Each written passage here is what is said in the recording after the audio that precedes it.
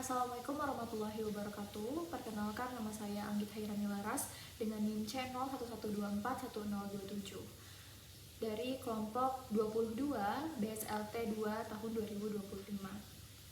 Bismillahirrahmanirrahim. Puji dan syukur kita panjatkan kehadirat Allah Subhanahu wa Ta'ala yang telah memberikan kita taufik, rahmat, dan juga hidayahnya sehingga kita bisa merasakan indahnya dunia pada saat hari ini, dan juga kita bisa memberikan manfaat untuk diri kita dan juga orang-orang di sekitar kita. Salawat serta salam kita sanjungkan kepada junjungan Nabi besar Muhammad Sallallahu Alaihi Wasallam yang telah membawa kita dari zaman jahiliyah hingga ke zaman terang benderang pada saat hari ini.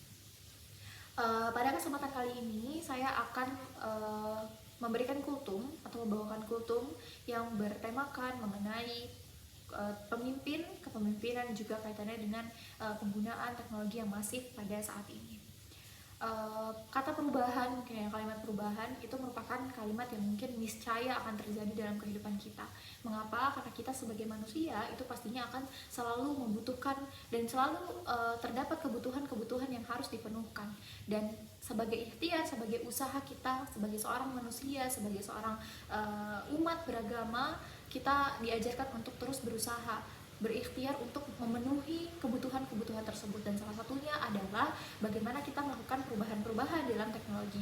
Karena pada hakikatnya begini, teknologi itu bukan hanya sesuatu yang terlihat kita gunakan canggih, misalnya gawai, telepon genggam mungkin, ataupun sebuah laptop dan yang lainnya. Teknologi itu lebih dari itu. Teknologi itu berkaitan dengan bagaimana alat yang mempermudah kita dalam kehidupan. Semua alat yang mempermudah kita dalam kehidupan, apapun itu. Sehingga bagaimana kita sebagai manusia ini menggunakan teknologi tersebut dan melakukan setiap hal perubahan, itulah yang terjadi pada kehidupan kita pada saat hari ini. Dan perkembangan serta perubahan ini itu selalu bersinergi dengan pemimpin. Kenapa? Karena pemimpinlah yang akan menjadi contoh, yang akan menjadi suri tauladan bagi kita para anggotanya untuk melakukan sesuatu yang memang mereka betul-betul lakukan. Karena pemimpinlah yang akan menjadi pusat dari perubahan ini. Oleh karena itu, pemimpin akan dituntut untuk tidak hanya cerdas secara intelektual, tetapi juga dapat cerdas secara dan juga cerdas secara emosional, cerdas juga dan bijaksana dalam mengambil setiap keputusannya. Karena seorang pemimpin harus bisa memastikan bahwa penggunaan teknologi, perkembangan teknologi ini itu tidak keluar dari koridor agama, tidak keluar dari koridor-koridor nilai-nilai moral yang sudah diterapkan di negara kita pada saat ini. Dan juga harus bisa memastikan bahwa memang penggunaan teknologi ini itu dapat bermanfaat bagi sesama. Karena sebaik-baiknya manusia adalah manusia yang dapat bermanfaat untuk orang lain.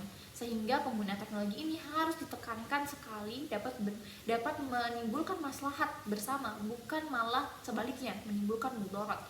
Dan perlu diingat bahwa seorang pemimpin itu tadi mungkin disebutkan memimpin sekelompok orang, tetapi juga sebetulnya seorang pemimpin itu tidak hanya harus memimpin sekelompok banyak orang seperti pemimpin negara, presiden, gubernur, wali kota, dan sebagainya, tetapi seminimal mungkin ketika dia dapat memengaruhi seseorang, itu adalah seorang pemimpin. Dan itulah yang terjadi pada diri kita sendiri. Jadi setiap manusia adalah pemimpin.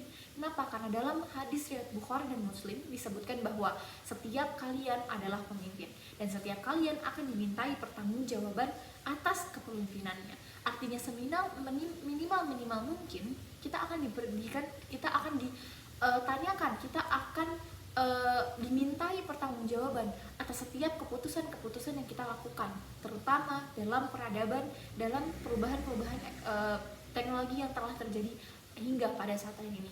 Apalagi sebagai seorang pemimpin dari sekelompok orang yang pastinya yang dipengaruhi tidak hanya dirinya sendiri tetapi juga banyak orang lain. Sehingga dalam menghadapi kemajuan teknologi ini, seorang pemimpin itu harus memiliki beberapa hal. Yang pertama adalah pemimpin itu harus dapat melihat peluang bahwa teknologi yang dibawanya saat ini, teknologi yang digunakan oleh peradaban yang saat ini, itu harus dapat memiliki peluang untuk dapat bermanfaat bagi sekitarnya, untuk dapat digunakan mempermudah kehidupan nantinya. Kemudian yang kedua adalah pemimpin ini harus bijaksana dalam menentukan apakah teknologi ini baik untuk digunakan ataukah tidak baik untuk digunakan. Dan yang terakhir adalah pemimpin ini harus bisa menggunakan teknologi secara adil, bahwa penggunaan teknologi ini bukan hanya untuk keuntungan sepihak, tetapi untuk betul-betul untuk kebermanfaatan bersama. Karena pada dasarnya penggunaan teknologi dan apapun itu, perkembangan yang ada itu harus dapat bermanfaat bagi bersama, bukan hanya untuk segelintir orang. Dengan demikian, dari pentingnya kemahiran berteknologi serta untuk seorang pemimpin, itulah yang menimbulkan konsekuensi logis bagi kita semua orang untuk wajib memiliki kemampuan tersebut. Dan kita harus bisa menggunakan kemajuan ini sebagai sarana untuk kebaikan bersama, bukan untuk alat perusak moral, bahkan yang berkaitan dengan nilai-nilai Islam. Dan semoga Allah bisa memberikan kita kemampuan untuk bijaksana dalam memimpin dan juga untuk memanfaatkan teknologi dengan sebaik-baiknya, tidak untuk melanggar hak privasi setiap umat, tidak untuk menggunakan ini dengan hal-hal yang urgensinya kurang dan yang lainnya. Jadi seperti itu. Wabillahi taufiq wal hidayah. Wassalamualaikum warahmatullahi wabarakatuh.